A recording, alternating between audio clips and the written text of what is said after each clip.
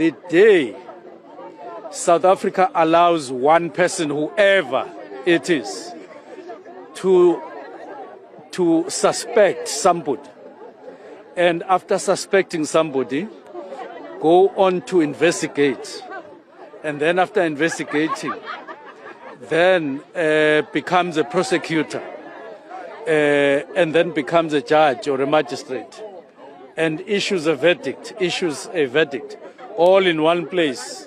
One person does all of that. That will be the direct and 100% reversal of what the struggle for justice is about and what South Africa that we are building is about. And that will be the end of all of us in the country.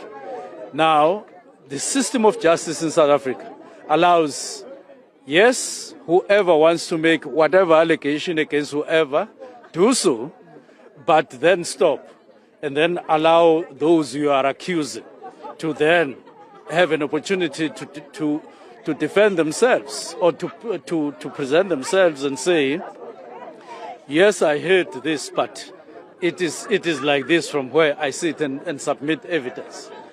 And that is the South Africa that we want, that we are building. So those who are calling for this and that, those who are and so on, my humble appeal, not because the allegations have something to do with me as well, and much as it is about other institutions and other departments, but I'm saying it is fair to wait for the commission to deliberate 100%. It is for this reason that I support that, and I still support what the president decided on. It's fair and square.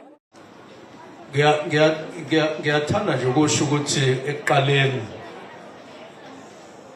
ngigqoke nje i-overall ngoba kade ngisemsebenzini lo ka-ANC, angigqokile i-camouflage ngoba anginayo i-camouflage. Futhi ke angiphethe sibam, ngiphethe nje i-iPad nalamaphepha engizowasebenzisa, futhi nabo bonke laba balapha etafuleni ngeke ngababukisise emaphakethini, akekho ophethe isibhamu ngoba semcimbini nje womphakathi kahle. Kubalulekile ukuthi sihloniphe umphakathi ngaleyo ndlela. Ngisakhuluma nje ngendaba yama-camouflage, comrades, nebhamu.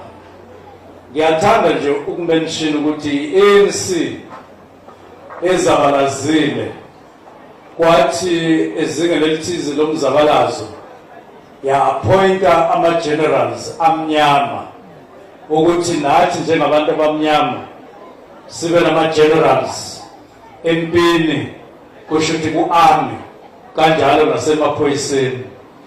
Ngesikhathi sizabalaza wonke ama-generals empini kanye nasemaphoyiseni ayemhlophe, uma uba ugeneral uma kwake kwenzeka sesakhohlwa ukuthi ubani kahamba wakwaba ugeneral emnyama ngesikhathi sobandlululo.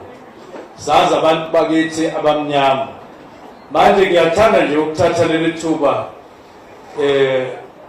ngiyiqhakambise lento yokuthi ama-generals ethu emaphoyiseni nasempini, leli thuba elavezwa yi-African National Congress bangalixobi ngenyawo, ngoba lifike ngegazi, lifike ngesithukuthuku. Abanye kwakufanele ukuthi bagqoke lama-camouflage, bagqoke lezi mendlela zama-generals, basheshe bahamba ey'meni ezibuhlungu bezabalazela ukuthi lenkululeko siyithole.